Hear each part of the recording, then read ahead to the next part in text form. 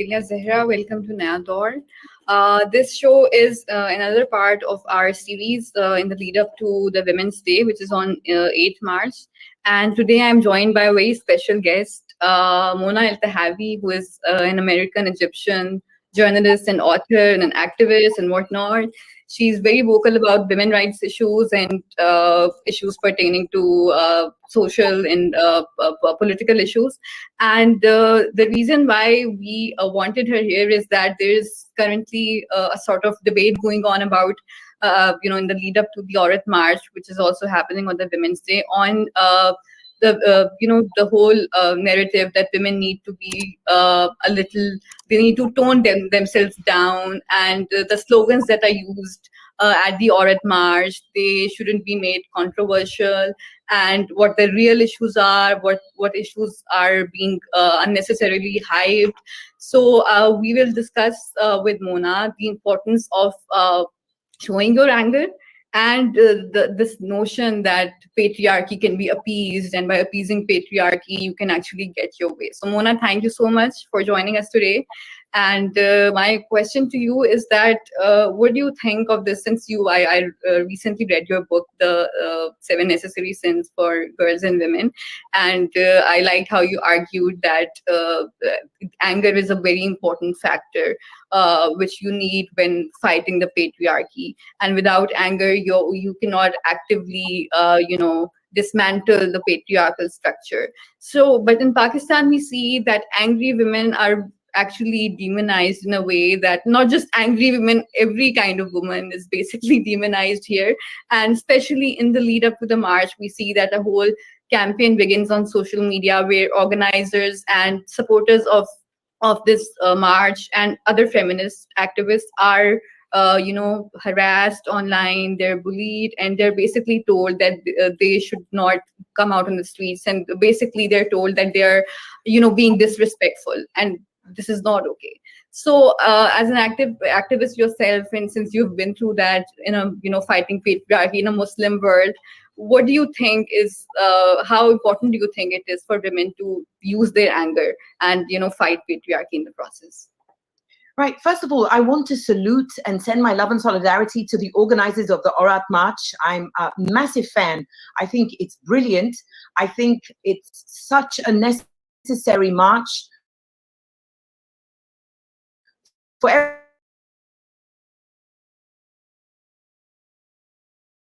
seeing it become more and more inclusive every year. I think it's fantastic. I also want to say that it's very, very it's not unusual at all. It's very normal and natural that patriarchy punishes us when we speak out.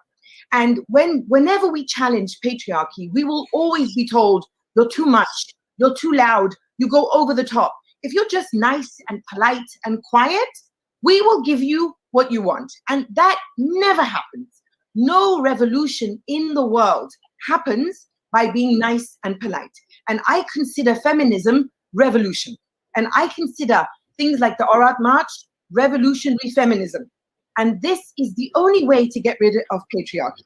So I salute everyone involved in it, and not just salute them, I impress upon them and I encourage them to continue going over the top. Because the only way to destroy patriarchy is to tell patriarchy, I will not be quiet, and I will not be nice, and I will not be polite. Right. So it is like on the face of it, it is like, okay, I like the idea that standing up to it, but it becomes difficult because these people, especially in Pakistan, they're not just random people on social media. You can find such people inside your homes.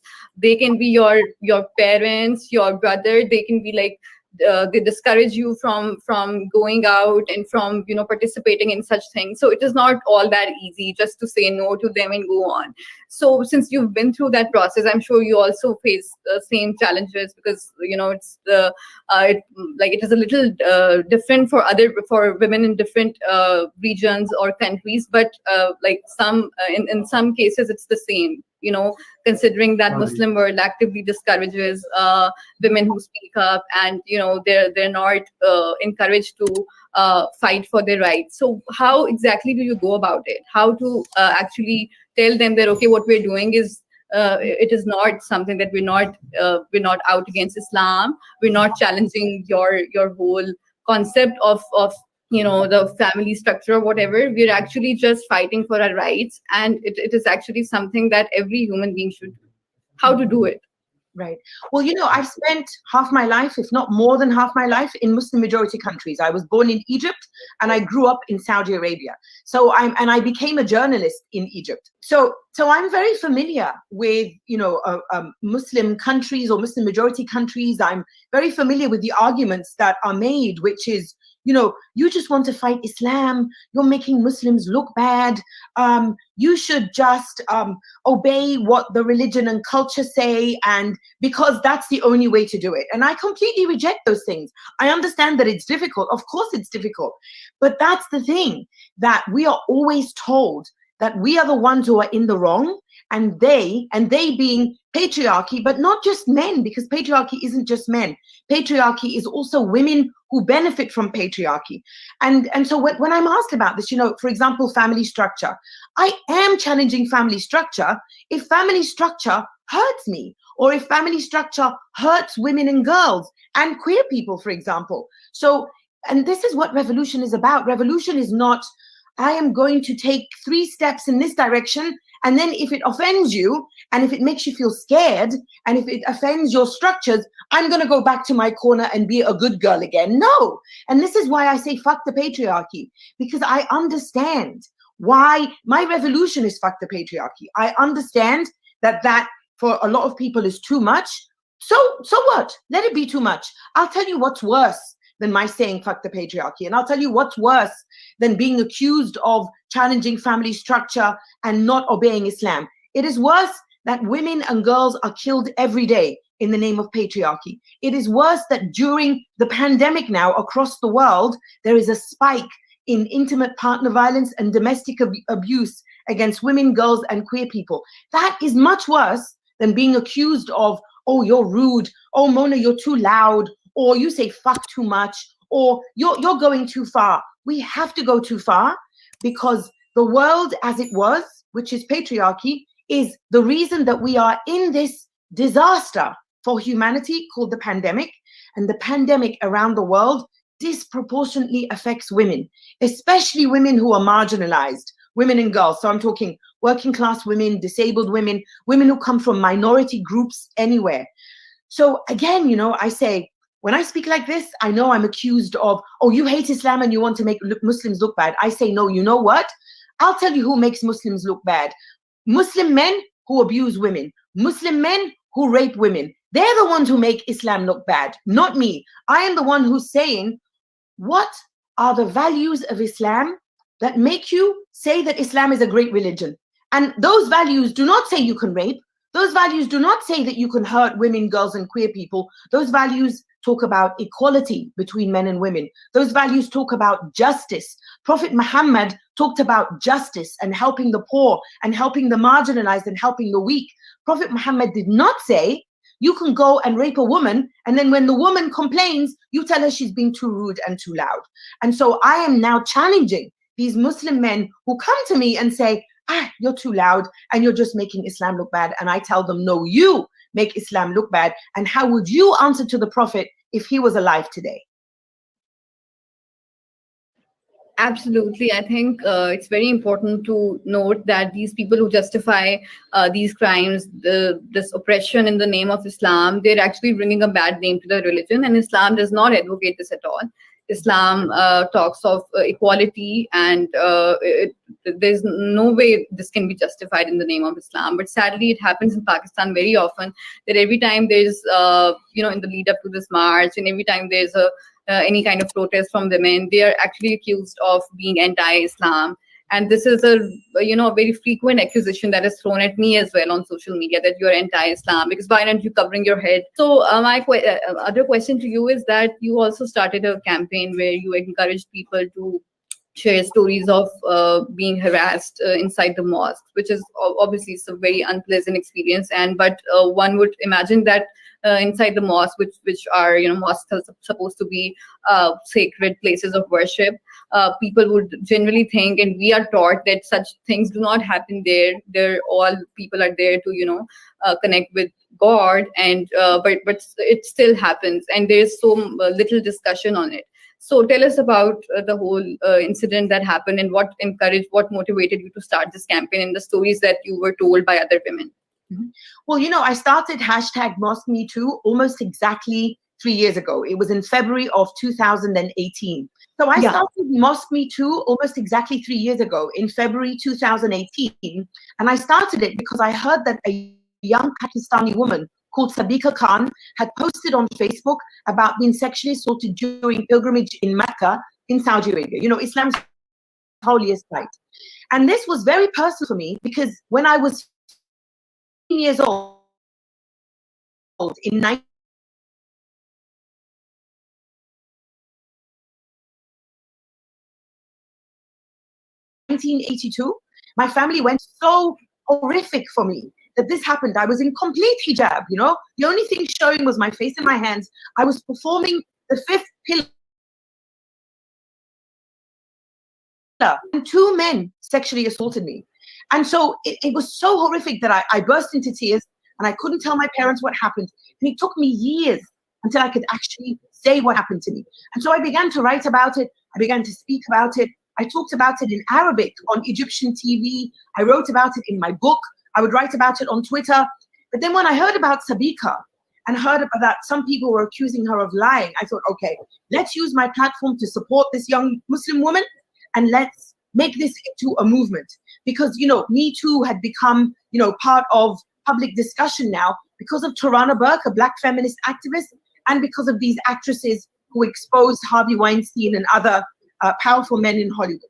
So I started hashtag Mosque Me Too, and it went viral. And I was so glad it did, because it's such a taboo to expose sexual assault anywhere, but it's especially a taboo to expose sexual assault for us as Muslim women in the mosque or during pilgrimage, because these are sacred, holy spaces, and they're not supposed to happen, these sexual assaults.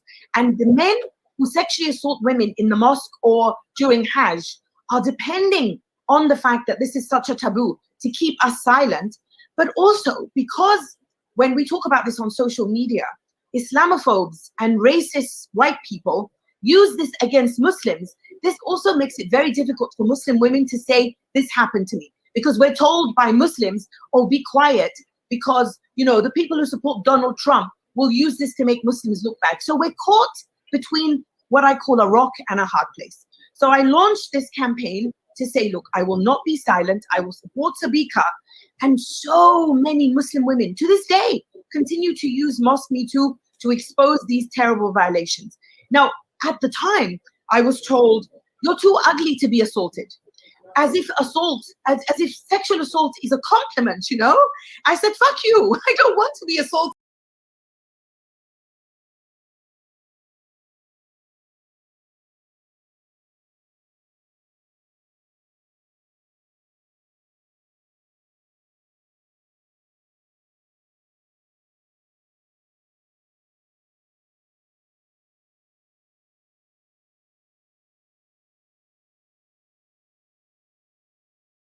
For us as Muslim women in the mosque or during pilgrimage, because these are sacred, holy spaces, and they're not supposed to happen, these sexual assaults.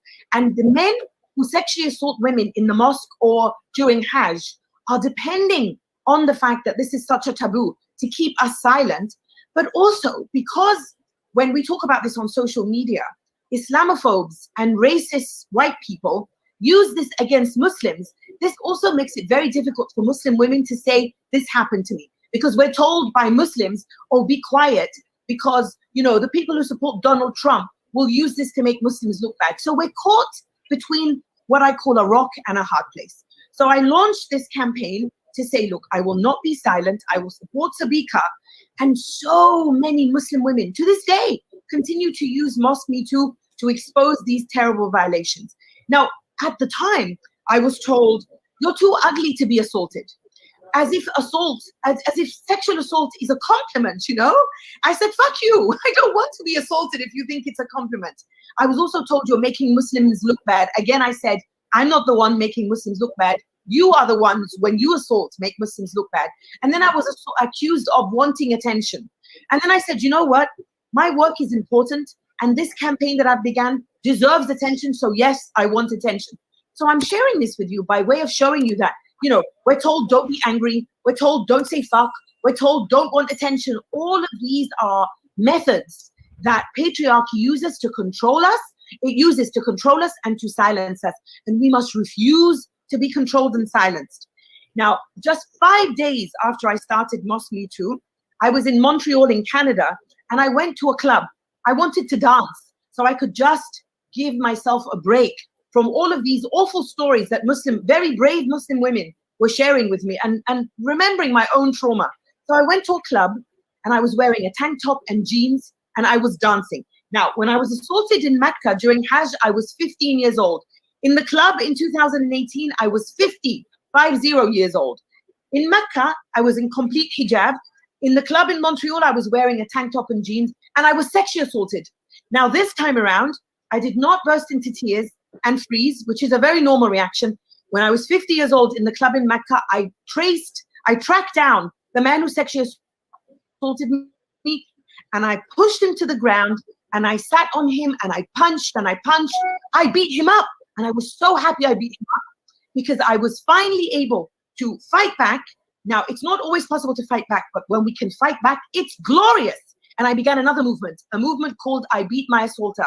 And again, to this day, women from around the world share their stories. So I'm sharing these two movements with you to explain that it has nothing to do with how we dress.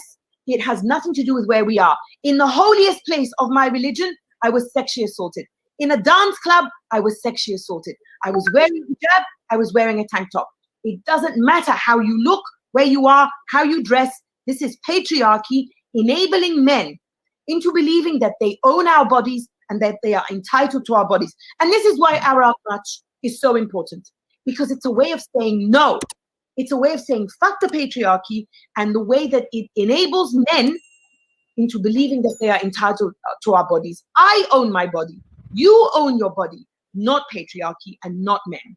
So yeah, absolutely, I agree with you that they need to be called out, and it is unfortunate that these actions do not bring a bad name to Islam according to them. But when they're spoken up about, when women make their experiences public, then that is a problem for them. And I think it's a whole process that you go through within yourself before you're able to, gather the courage to come forward. Like you explained that the first time it happened to you, you were a teenager and you did not know what to do exactly, and then it happened to you at a later stage in your life, and then you knew what to do. So it means that you are, when you go through these experiences time and again, it happens to women, like it never stops. And those who say that it stops when you're aged or as you grow older, it is also, I think, false. It's just another one of the misconceptions about sexual harassment that is so widely believed.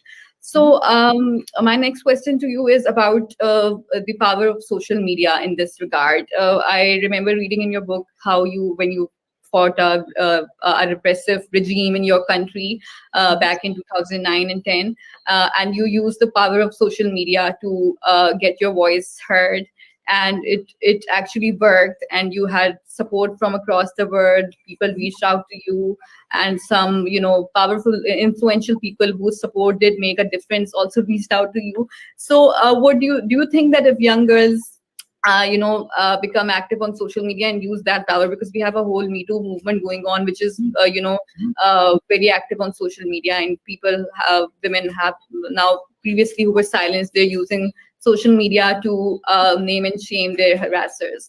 So do you think that the power of social media can be used in this movement, and more women can come forward with their experiences using social media?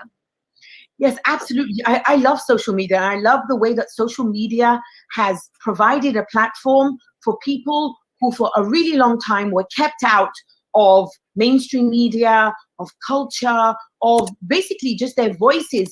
Everyone has a voice. No one is voiceless.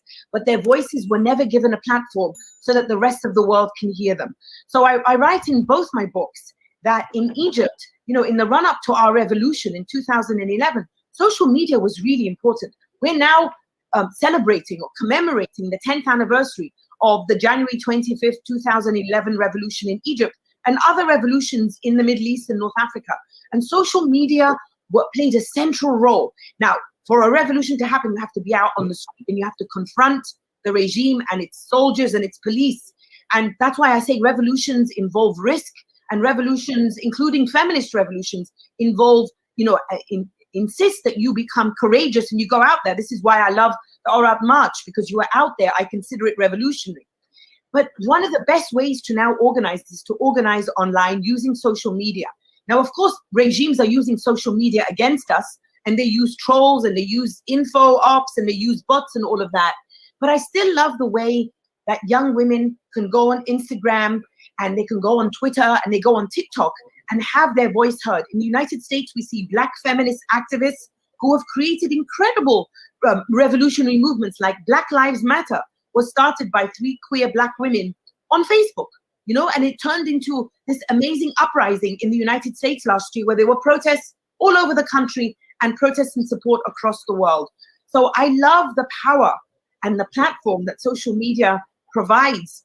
And what I'm seeing in Egypt now as well is that last summer, an incredible feminist revolution began, where women at first began to expose sexual predators. So kind of like what you're going through in Pakistan now.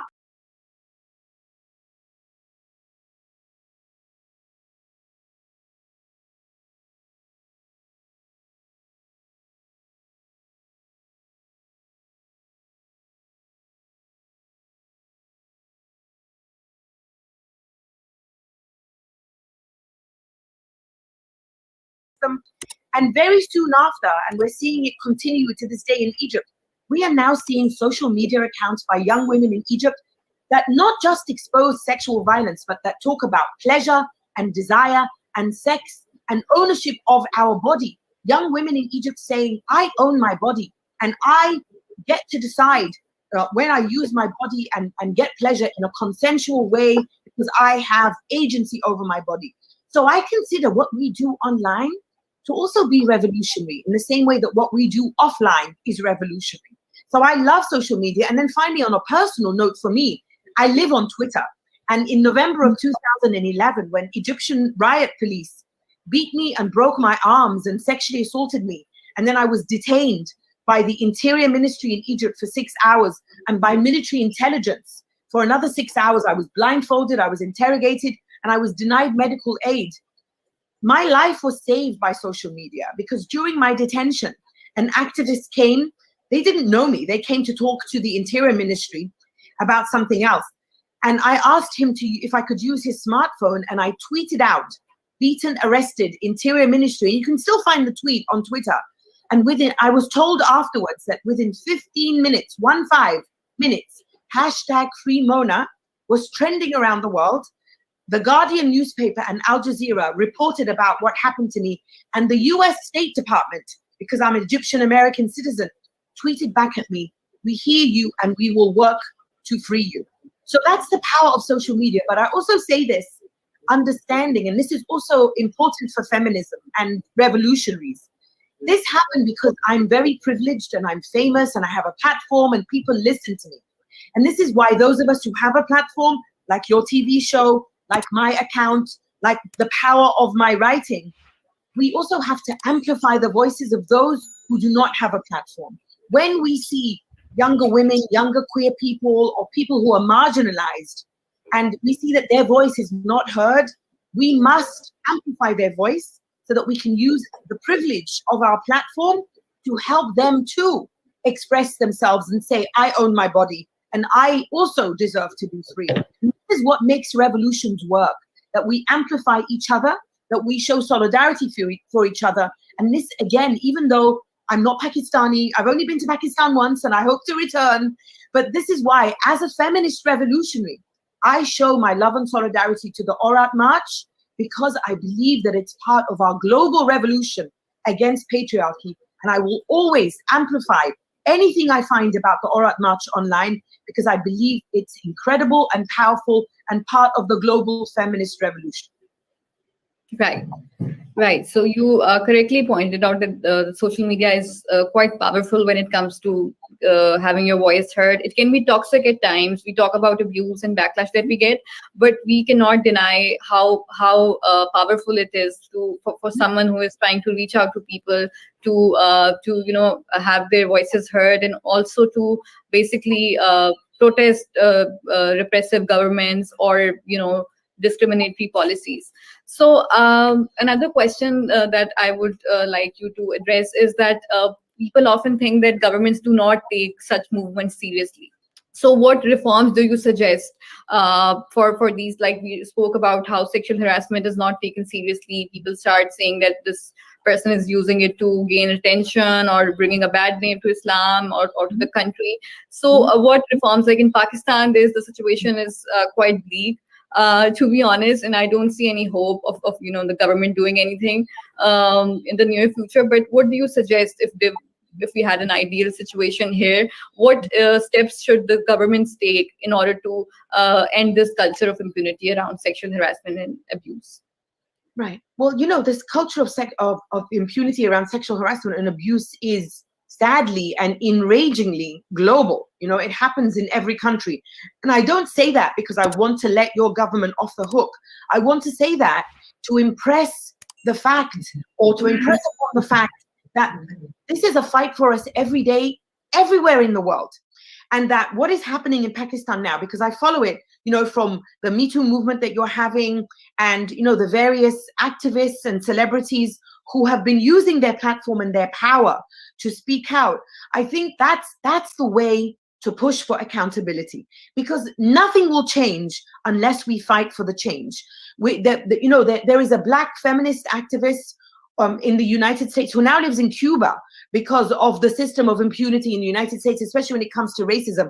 Her name is Assata Shakur, and she was part of the Black Power movement. Assata Shakur said, and I fully agree with her, that no one in history ever got their liberation by appealing to the moral sense of their oppressor, which means that we will never be free if we just sit here and wait for our government to understand that what is happening is wrong. And then they say, oh, that's terrible. We're going to come and make it better for you now. No, we will get our rights by fighting for them. And the fight is difficult. Like I said, I've followed what has been happening to the women who spoke out in Pakistan and the court cases and all of that. That fight is difficult, and that fight is necessary. So your government and any government around the world will not do anything unless you push for it. So keep pushing. Keep shouting, keep insisting that you name and shame the abusers and the assaulters and the predators, because they depend on silence and they depend on shame. But they depend on the shame being our shame, that we, the ones who are sexually assaulted, we're supposed to feel shame. No, we have to flip that shame, and we have to make the conversation. The man who is a sexual predator is the one who should feel shame. Now, this takes time, of course. It doesn't happen overnight. But when you see what is happening, again, in the US or Egypt or any other country, there have been cases where naming and shaming has worked, in that there have been court cases and men have been held accountable. But that's not the only way, because when you look at the criminal justice system, it is biased against us. The criminal justice system protects men and leaves women and children and queer people vulnerable. So it's not just through the criminal justice system that we will get justice. We will get justice through pushing and fighting, through feminism, through challenging patriarchy, through naming and shaming. When we can fight back, like when I beat up that man in the club, we should fight back. It's not always possible, I know, because it's dangerous to fight back. But we have to understand that patriarchy has created a system that benefits men, and it does not benefit us. It benefits women who are foot soldiers of the patriarchy. And those women are the ones who insist that we are polite and are quiet. And those women police other women to get benefit and to get power from men. So we have to be aware of what we're up against and just keep fighting. Understand that there is no country in the world in which the law fully takes the side of women. And this is what's so depressing. And this is why feminism is necessary. In Pakistan, in Norway, in Australia, everywhere and around the world. Don't lose hope. Understand that this is part of the feminist revolution, and that we every day we must keep fighting, not just within the justice system, but outside of it, through social media, through Aurat March, through our families, because that change, social change, takes a long time. When you asked me earlier about families, we have mothers and fathers and brothers and sisters who are not always feminists. Yes, when the revolution goes home, that's when it's the most important revolution. Because, in Egypt 10 years ago, we got rid of one dictator. But there are dictators on the street corner, and there are dictators in the home. And the revolution has to go home. And the revolution in the home is the most powerful and the most dangerous, because every dictator goes home. So when you go to the Aurat March, when you go home, take the values and the principles of that march home, because those men who attack you on social media and who shout insults at you during the march will go home. And they are someone's father and they are someone's brother. We often hear, when, as a way of fighting sexual harassment and sexual assault, people often tell these men, she could be your sister, she could be your mother. I understand why people do that, but I think that we have to turn that upside down. I should be free of sexual harassment and assault because I'm a human being who deserves full freedom from sexual assault, not because I'm someone's sister or someone's mother or someone's wife. What we do have to start is we have to start shaming these men by saying, you are someone's father, you are someone's brother, you are someone's son. Shame on you. Do you know what I mean? So we have to, and that we can do using social media, the Aurat March, feminism. This is what feminism does. Feminism is the destruction of patriarchy. And we have to start destroying patriarchy rather than allowing patriarchy to destroy us. Right. Thank you, Mona, for explaining it so well. And I think I completely agree with you that appeasing the patriarchy is certainly not an option. This is certainly a tiring battle, and it's not easy going out there and fighting patriarchy, but we have to continue, we have to keep at it. And it's like giving up is not an option, because giving up means that you're just not standing up for yourself, which should not be an option in any case. So thank you so much for your time, and I hope that this talk would be useful to to Pakistani women who are actually deciding on. There are women who do not have permission from their homes to to go to the Aurat March. So this will help them identify the root cause, which is to when you decide within yourself that you have to stand up. That is something really important, and it should be done. So thank you so much again, and until next time, goodbye.